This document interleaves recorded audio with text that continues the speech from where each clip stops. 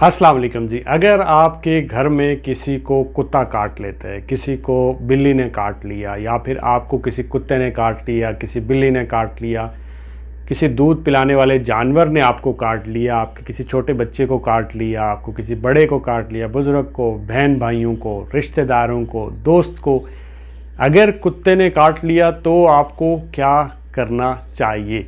तो सबसे पहले इसमें यह है कि आपने घबराना नहीं है। अगर आप घबराएंगे तो मसला ज़्यादा बढ़ जाएगा। सो आपने अपने दिल पे और दिमाग पे, दोनों पे काबू रखना है। और जब ये ऐसा कुछ हो जाए, खुदा न खास्ता आपके साथ या आपके घर में या किसी के साथ, तो आपको सबसे पहले उस ज़ख़म को नीम गर्म पानी से धोना है। जी हाँ, नीम गर्म पानी से 10 से 15 मिनट आपके घर में जो भी साबुन अवेलेबल है, जो भी सोप अवेलेबल है, उसके साथ उस ज़ख़म को वहाँ से धोना है। ये बहुत फ्रेजाइल वायरस होता है जो कि सलाइवा के ज़रिए, जो कुत्ता काटता है तो उसके थूक के ज़रिए जो है, आपने देखा होगा कि कुत्तों के मुंह से अक्सर झाग जो होती है वो बाहर आती रहती है, बिल्लियों के मुंह से झाग बाहर आ रही होती है।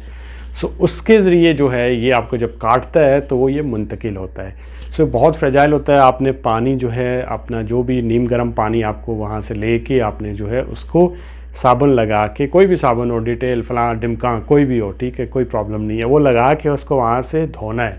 उस जगह को 10 से 15 मिनट अच्छी तरह से धोना है।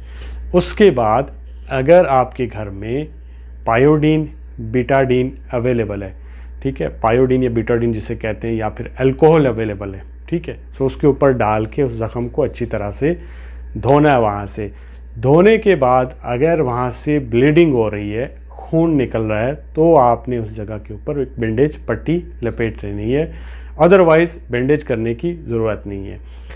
याद रखिएगा, अगर आपको किसी कुत्ते बिल्ली ने कोई पंजा मार ली है और आपको खून नहीं निकल रहा, तो फिर आपको डरने की ज़रूरत नहीं है। आपको सिर्फ टेटनस का इंजेक्शन लगवाना है, दैट्स इट। और कोई चीज़ करने की ज़रूरत आपको नहीं है। या फिर अगर आपके घर में आपके बिल्ली कुत्ते पाले हुए हैं, पेट्स रखे हुए हैं, जिनको आप वैक्सीन जो है वो लगवाते हैं, तो भी कोई मसला नहीं है। अगर वो आपको काट लेते तो फिर आपको जो है वो 3 डोज़ जो है इसकी दी जाती है, और बाज़ दफ़ा आपको सिर्फ टेटनस ही दिया जाता है। 3 डोज़ ऐसे दी जाती हैं। वो जो पहले एक दौर था जिसमें 14 इंजेक्शन लगते थे, वो नहीं है। अब जो है सिर्फ 5 वैक्सीन जो है इसकी लगती हैं, 5 डोज़ इसकी दी जाती हैं।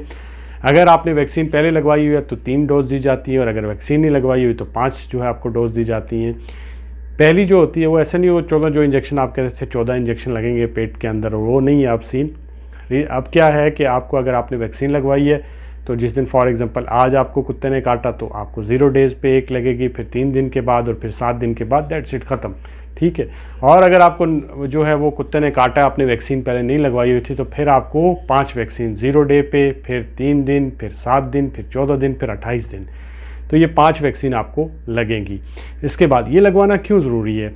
रीज़न ये होती है कि आप ये सोचने में अपना टाइम ना ज़ाया करें कि जिस कुत्ते ने मुझे काटा है वो पागल था या नहीं था, वो रैबिट डॉग था या नहीं था। क्योंकि अगर रेबीज़ एक दफ़ा बन जाती है आपके जो है आपके जिस्म के अंदर जो है वो इस्टेब्लिश हो जाती है, तो बहुत कम चांसेस होते हैं आपके सर्वाइव करने के, आपके ज़िंदा रहने के।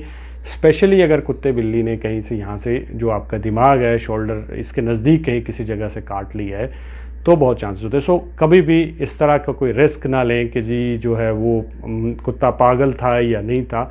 अगर आपको कुत्ते ने काट लिया तो ये वैक्सीन लगवाएं, ख़ुद को भी सेफ़ रखें और अपने प्यारों को भी महफूज रखें। अल्लाह हाफ़िज़।